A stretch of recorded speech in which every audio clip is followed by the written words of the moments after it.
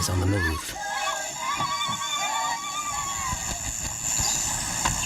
Raptors hover over a withered carcass. But there is scent of fresher meat in the wind.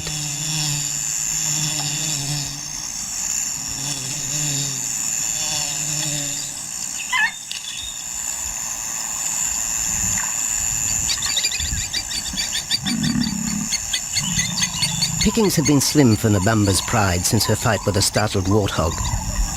The lioness is limping from the encounter. And even the pride's big male, Jabu, wonders when his next meal will come.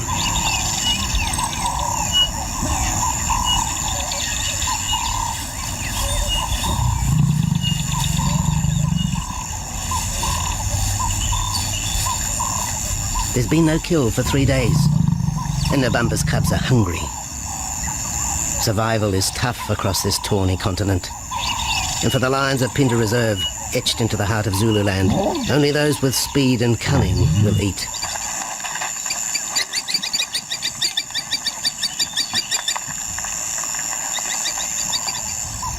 For this pride anyway, it's been a long time between meals.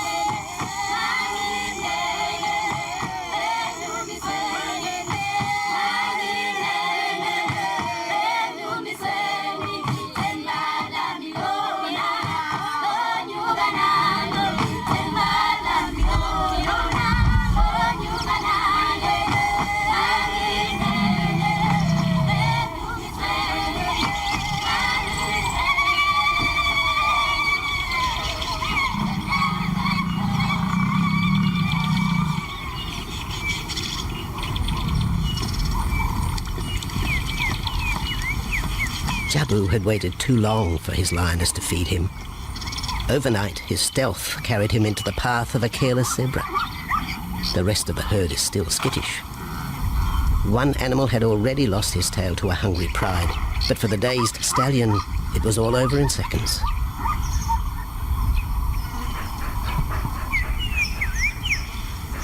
The big male watches his kill from a distance, exhausted by the chase, exhilarated by the sport.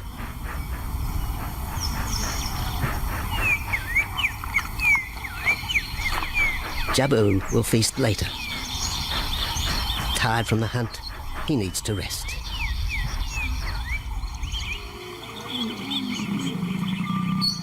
But his prey will be safe. Few scavengers will risk the sudden return of the Lion King.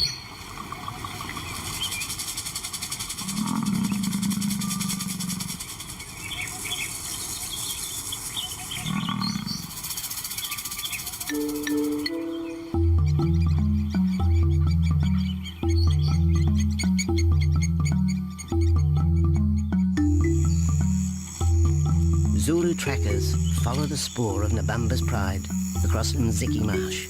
This vast tract of savanna is favoured by the lions in the dry air of winter, but it's a region also shared by Pinda's giraffe and white rhino population.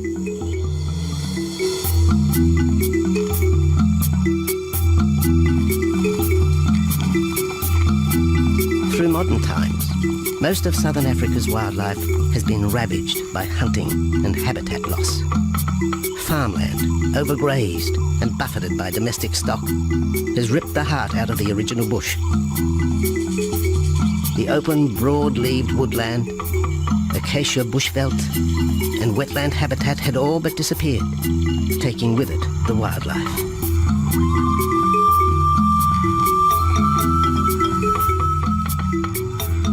A few years ago, the Pinda project was born.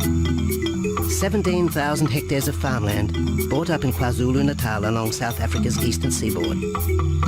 What followed was the largest game restocking program ever seen on the subcontinent.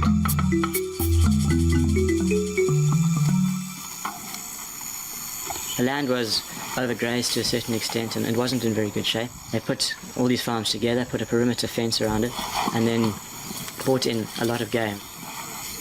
We brought in elephant, we brought in rhino. We started off with those sort of animals, and then started with cheetah, bringing in cheetah onto the reserve, mainly to get them used to the area before the lions came on, because the lion is a more superior predator as such and would dominate the cheetahs. We wanted to get them settled first before the lions came in.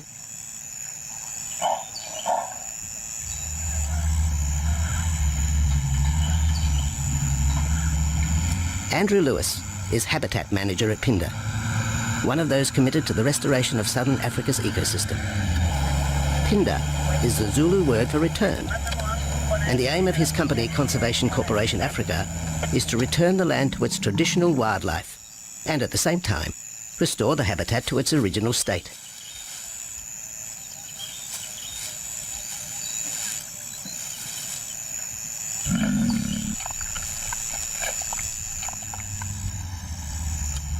Pinda is cautiously open to top-level tourism, limited and luxurious.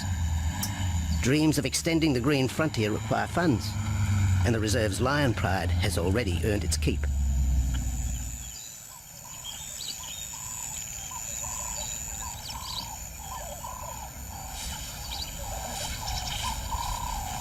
The lions on this property are actually generating revenue for the property through ecotourism, and that they are a benefit to the wildlife because of the draw card. And a few animals, lions, elephants, for example, and rhinos, and possibly giraffes, but those are your main ones that people come to see. And we've been very fortunate to be able to have lions on the property, and I think those lions that we have given us amazing value for our guests, and by getting our guests in here, we're getting revenue into the area, and that's benefiting wildlife as a whole.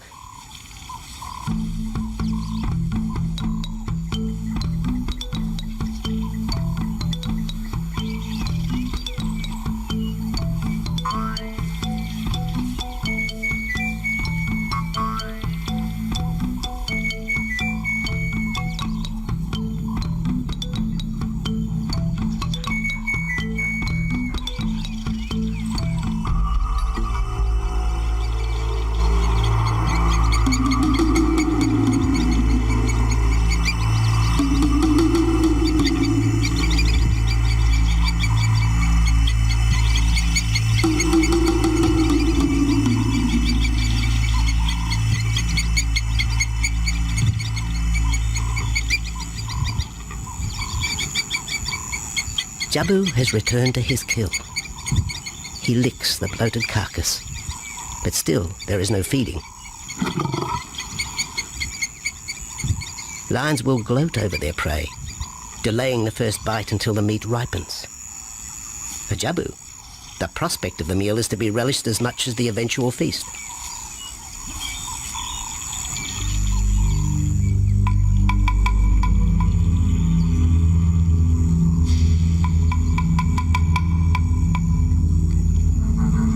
Meanwhile, Nabambo's pride is on the prowl. The older cubs are 10 months now, weaned, but still dependent upon Nabambo for food.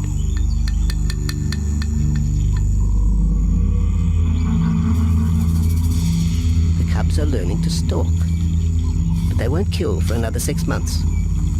Young male lions are usually ejected from the pride when they are about 2 years old. Fending for themselves, they form hunting groups with other isolated males. Nabambo's cubs aren't sure what to do with prey so close, but the lioness isn't far behind. Their time for hunting will come. Nabambo's 4-year-old daughter also lives with the pride. She is the mother of the group's youngest offspring, 7-week twins Umveli and Damana. The little cubs have been hidden since birth, and now stay close within the protective circle.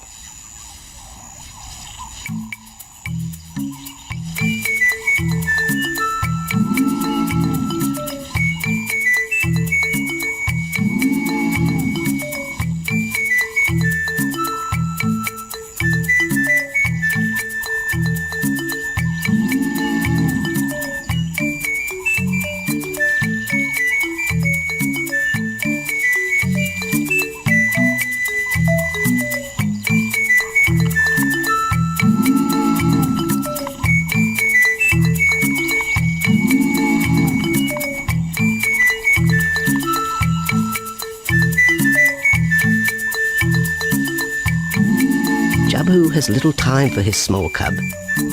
When he is older, Damana will hunt with his father, but for the moment, the big male has nothing to do with his young son. Dejected, the cub finds solace among his siblings.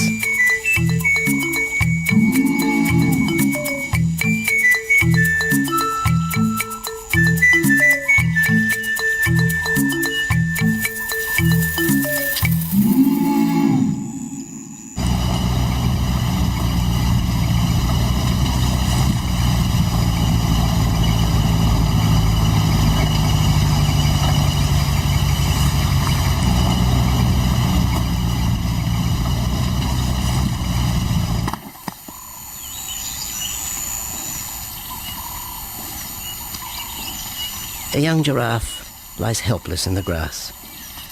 The animal's complicated vertebra means it is unable to rest its neck for any length of time.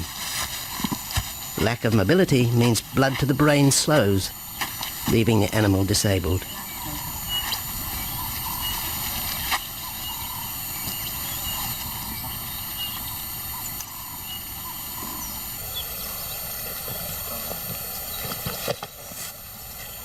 Efforts to lift the head fail, and rather than leave the giraffe vulnerable to predators, the young bull is shot by rangers.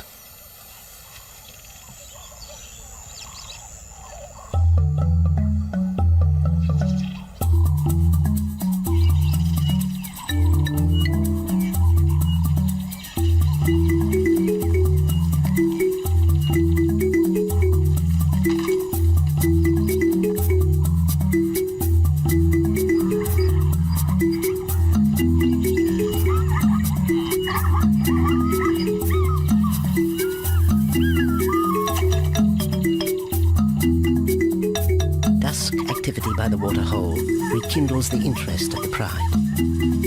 Nabambo is typical of most big cats. They conserve energy 20 hours a day, waking only to groom and hunt.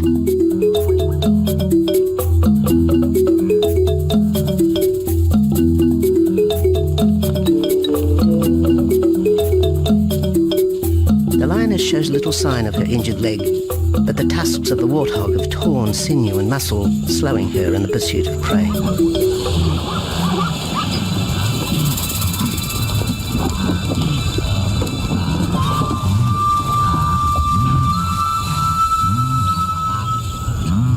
Once again, Nabambo and her pride will go hungry. But the big lioness senses another kill nearby. A young giraffe slain by humans will provide meat for her cubs. Leaving the pride, Nabambo follows the scent.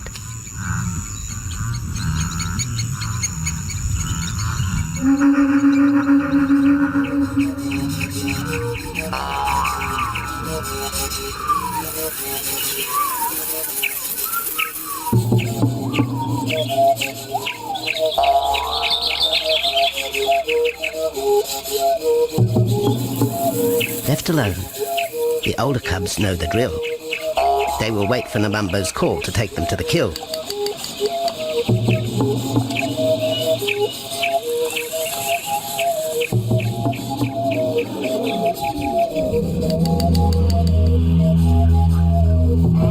The day moves into shadow. The cubs are restless and a little afraid. Adult lions have few enemies, but cubs, even those 10 months old, are at the mercy of leopard and other predators.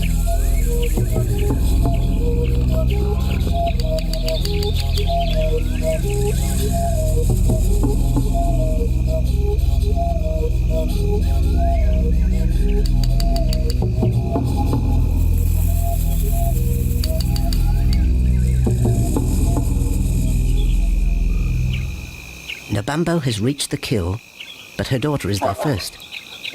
Even though females hunt together, rivalry for the prey is fierce.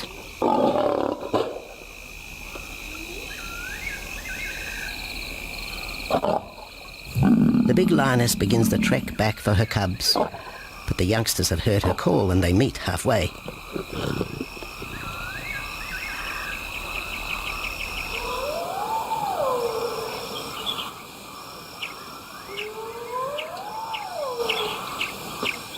Nabambo settles herself in the long grass. The cubs are unfamiliar with her behaviour.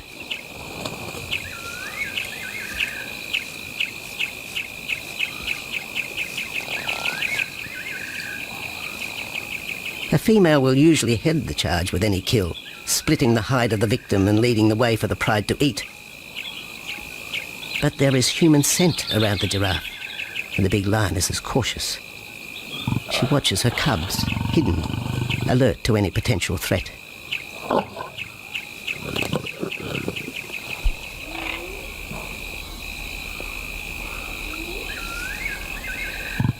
The cubs are curious, confused by this new smell.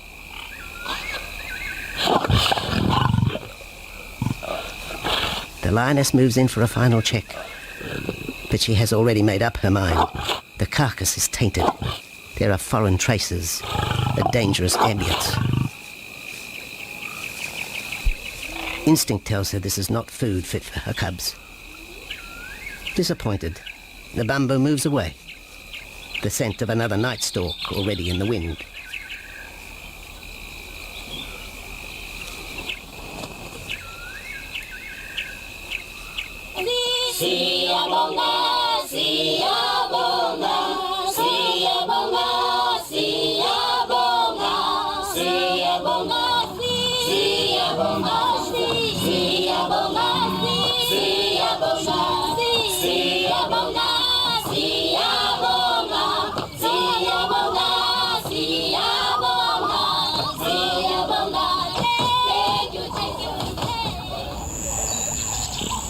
After 2 days, Jabu has returned to his kill with another younger male.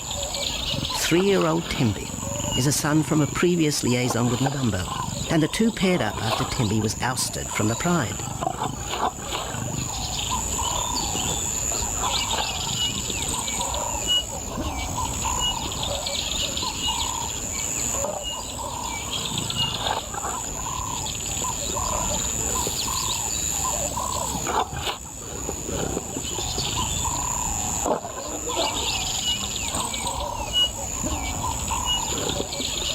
Pride males are lazy and will gladly let the females track down prey.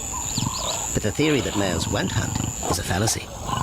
Any hungry male will hunt for himself when no free lunch is provided by the lioness, hyenas or other predators.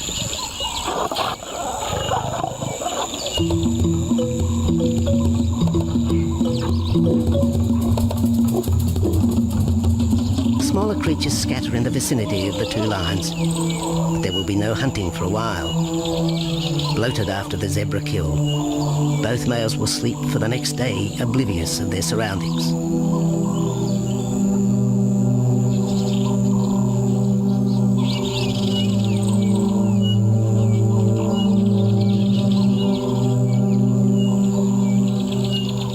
Lions hunting in pairs or groups have a success rate of around 30% in daylight, but studies show single hunters are more successful at night.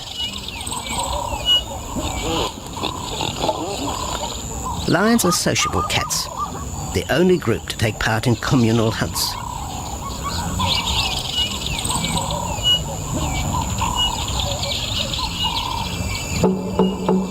Ambush is an important part of the lion's strategy.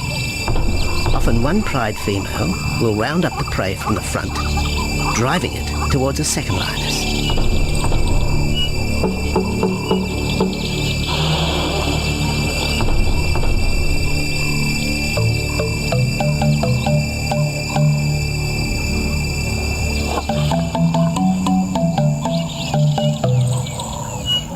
As in most cases, the pride male will only get involved if he has to.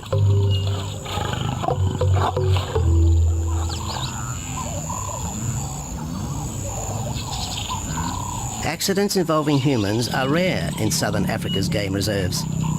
Our primal fear of being eaten has been well documented, but in fact, lions seldom attack if they're not provoked. At Phinda, great care is taken to limit the number of people viewing game. Emphasis is placed on causing the animal as little stress as possible.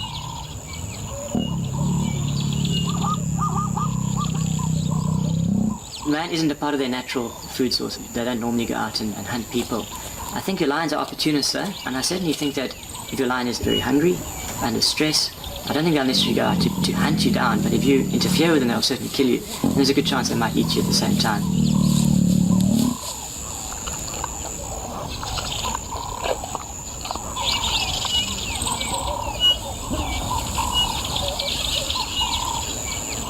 With all animals, it's how you treat them is what's the reaction you're going to get back from them. Certainly at Pinda, all our guides go through a training course and they're all brought up to a certain standard. There is a certain operating ethic with regards to viewing animals, and we certainly try and be as sensitive to the animals as possible.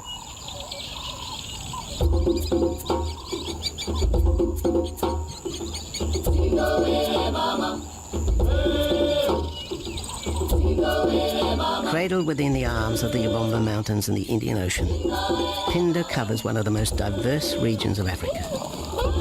Here are found 7 different ecosystems, from palm savanna and bushveld to rare sand forest and dense thorn bush, all restored from the pastoral belt which had swept down the east coast.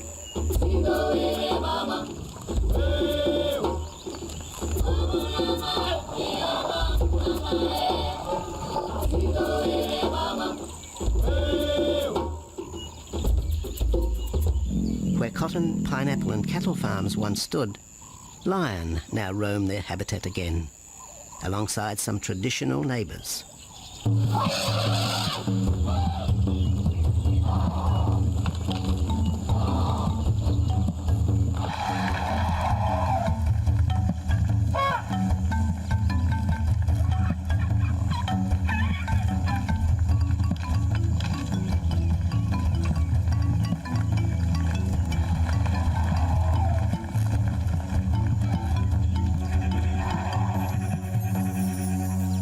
Pinda sees its responsibility to the region extending beyond restoration of habitat and wildlife.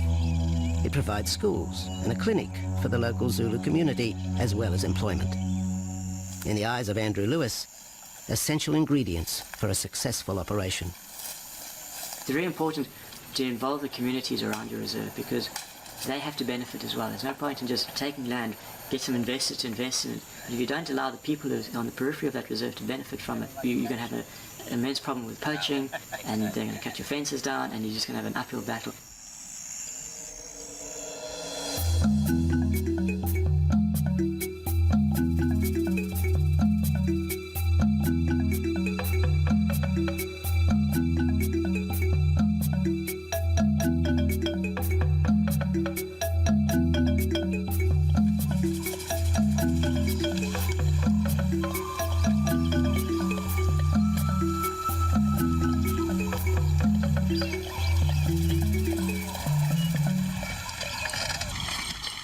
In 1992, the Pinda lions were among the first of the big 5 animals to be relocated to the reserve.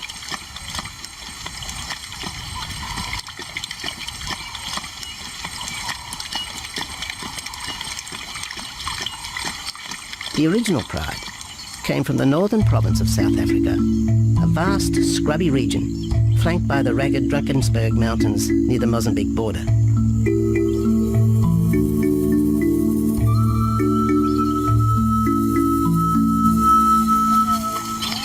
Peter Rogers helped round up Pinda's first pride, handling the lion's capture and subsequent move south. Today, he's head vet at the Hoedspruit Research and Breeding Centre for Endangered Species, overseeing its cheetah breeding program.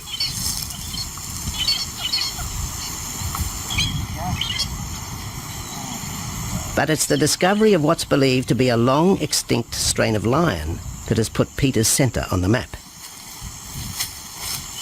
We were involved in the rescue of these circus animals that came down through Africa and were abandoned in Maputo.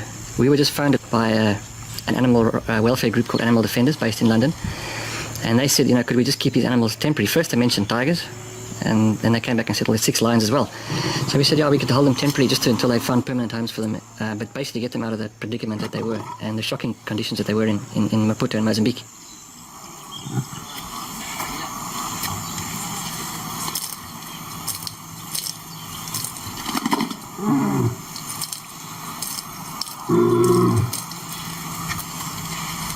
When the lions arrived at the breeding centre, Their size, pale colouring, and the male's thick black belly mane put them into the category of the Cape or Barbary lion, not seen in the wild since the early 1920s. A few still exist in captivity, and a male and female were brought to South Africa from an Italian zoo for breeding purposes. But attempts to mate Akef, the big male from the ill-fated Mozambique circus, with the Italian female are proving difficult.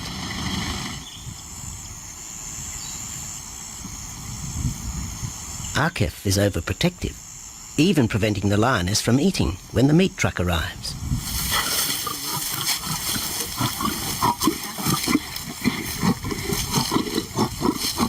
Finally, though, Sisi makes her breakthrough.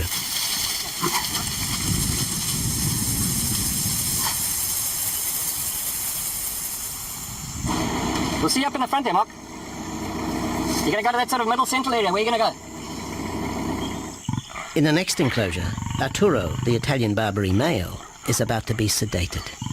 His attention to his sister Sisi through the fence is hampering mating efforts, and Peter Rogers is keen to move the big male. He shoots the dart into Arturo's rump.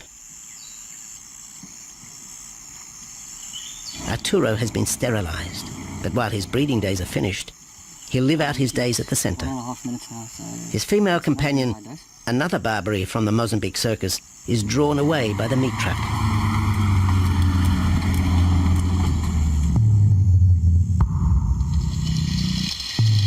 It's 20 minutes before the anaesthetic takes effect.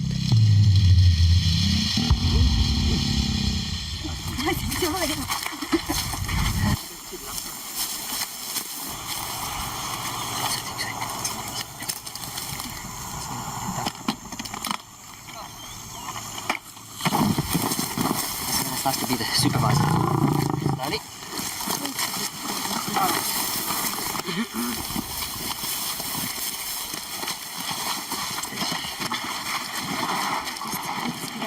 You need all your help at the bottom just to put him back into the cage, okay? One, two, three.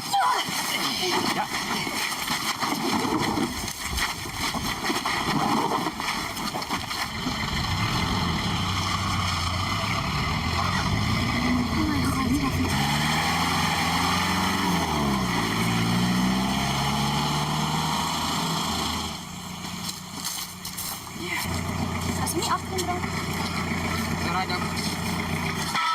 The anaesthetic gives Peter Rogers and his team a chance to check over the 12-year-old lion. He'll spend a few weeks in this cage before being returned to his enclosure for observation. I still want to inject him and everything, Mark.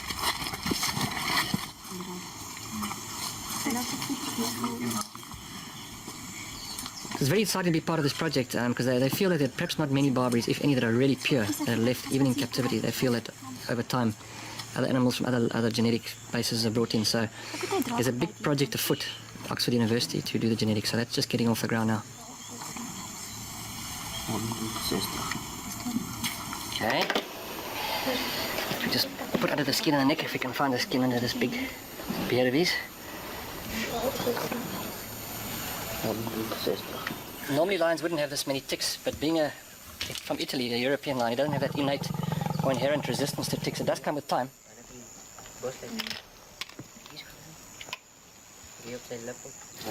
Like a bit of a bit like this. What we can do is put him in there and roll him over inside there. Immediate term now is to get these ones to breed. And we'll take it day by day from there and see how it goes. But the prime object initially was just to get these animals back into good health, and it's developed into something a lot bigger.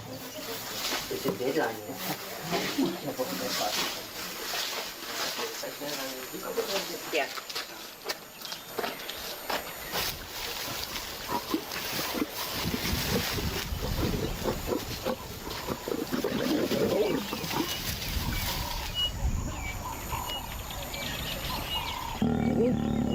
While the breeding centre's lions are healthy, it's not the case a few kilometres away in the Kruger National Park, where TB has ravaged half the population. Infected buffalo have been blamed for the outbreak, primarily in the south of the park, and attempts are being made to fence off the diseased area.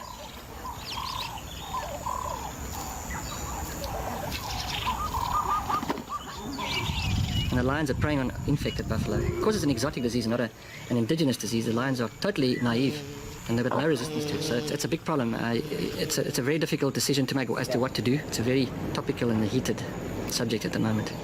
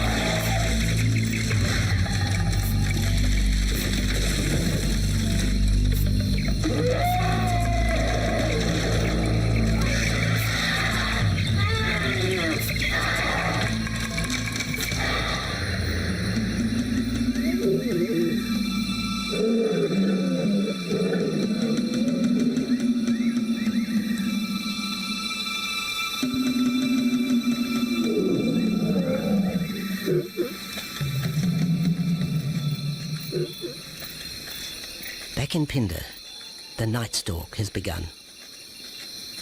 Nabambo keeps her cubs close. They're hungry, but tonight only impala can be tracked down, a morsel for the lioness. Food is scarce at this time of year, so the pride's territory covers a large area. Lions can only afford to be territorial where there is a reliable supply of game.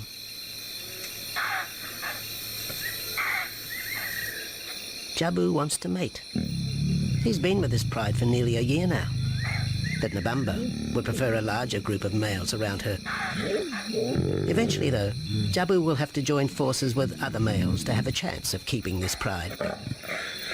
The big male is only 7 years old and a fine specimen, weighing in at just under 200 kilograms. For the moment, he's secure. Although tonight, Nabambo has hunting on her mind.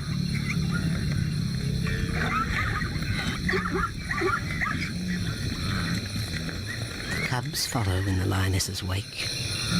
If there is a kill, she will feed first. Often, weak cubs lose out to a hungry mother. High juvenile mortality rates are the result of lean times.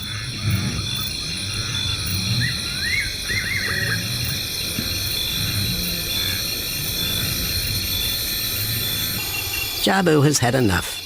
He's been walking for hours. Sleep is more important. And the zebra he ate 2 days ago will suffice for another night.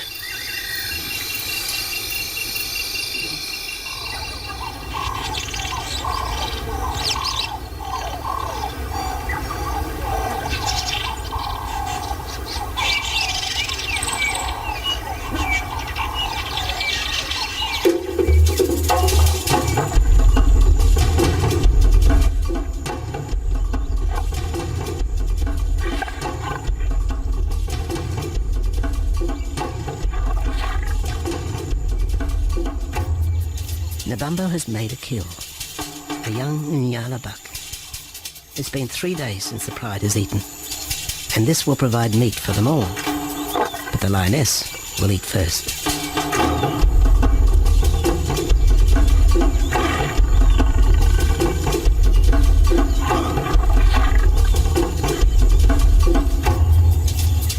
The cubs know the routine. They will get their turn. But Nkosi is hungry. He creeps towards his mother. As the biggest of the cub,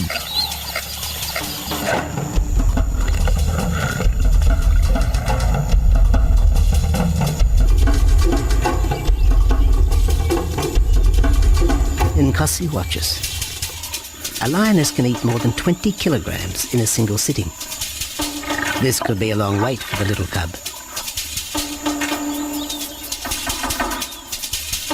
Nkosi approaches the kill cautiously. Sometimes a lioness will turn on her cubs, but today Nabambo is pleased with her efforts.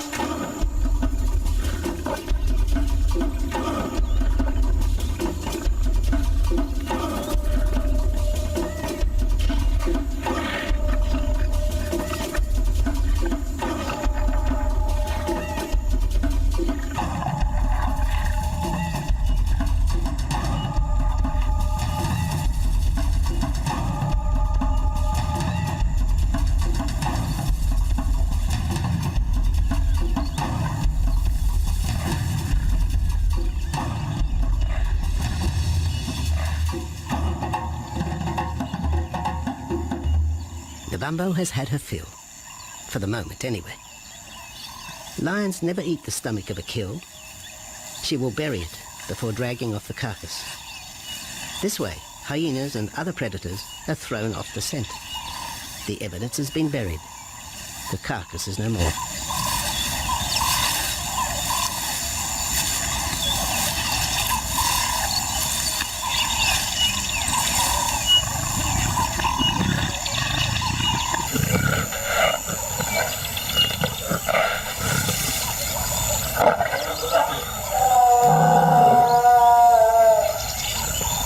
Nabambo's daughter hears the call. It is the second this morning. The first was the strangling cry of the Nyala as Nabambo broke the young buck's back. There was no struggle. The big lioness is a seasoned hunter.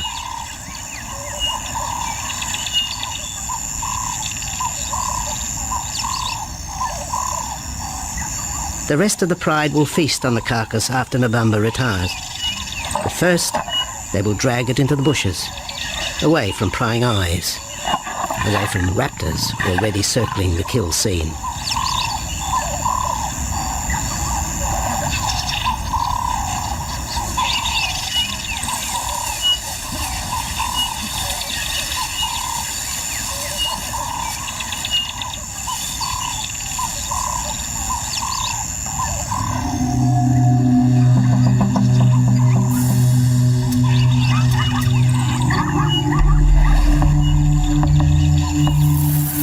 Kill has created a nervous edge. Even the hippo, its bad temper legendary, is flustered, anxious to protect its waterhole. The wildebeest are a favourite prey for lions. Naturally, they feel vulnerable. But for the pride, there is no agitation. Gorged, they will sleep for the next day. Even Mveli and Damana, the 7-week twins, have tasted blood for the first time.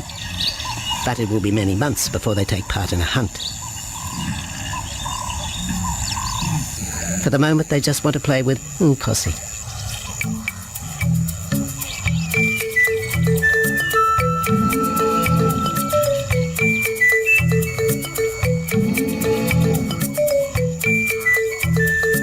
The older cub is beginning to take on the shaggy mane of the bigger males.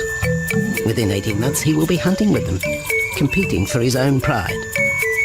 In the meantime, though, he has to contend with his young siblings.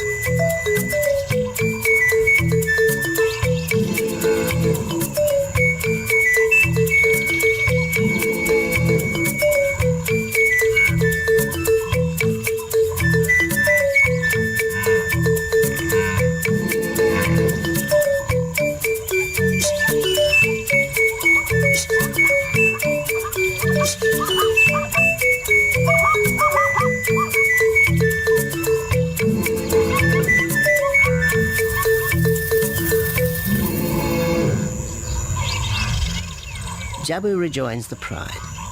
He has missed out on the kill, but he didn't share his zebra with the rest of the pride the previous day.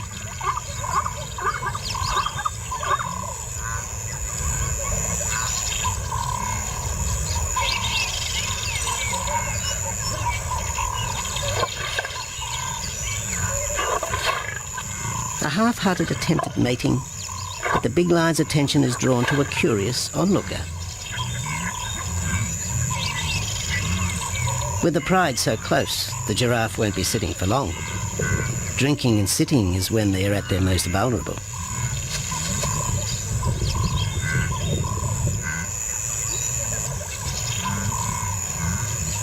Jabu keeps an eye on his group. Pride takeovers by other males are common, and savage fights can occur between the pride male and the intruder.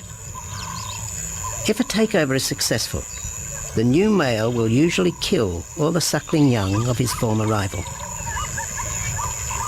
When a nursing mother loses her cubs, she comes into heat within a few weeks. The normal interval between cubs is about 2 years, with a gestation time of 3 to 4 months.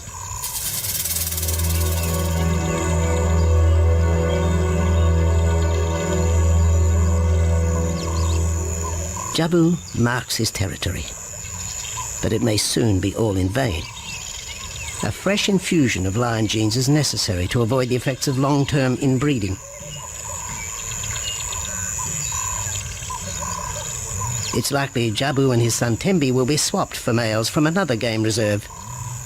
This will broaden the bloodlines of future lions and avoid the genetic risks currently facing the pride at Phinda.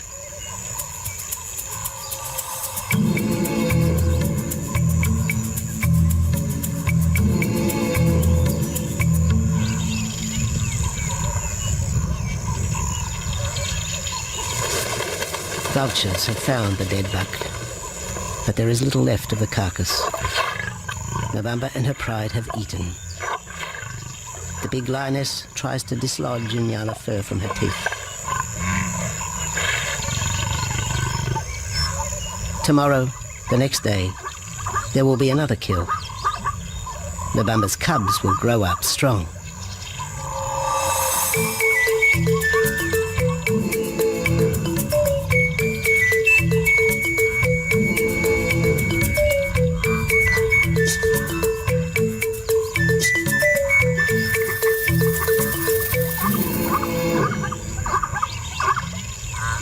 The lion is the greatest of all predators, the essence of all that is Africa.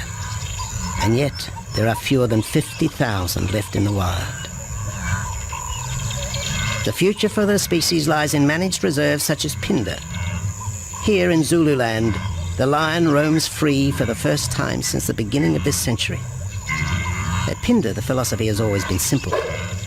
Africa's wildlife land, undervalued and underutilized, is the continent's most precious natural resource.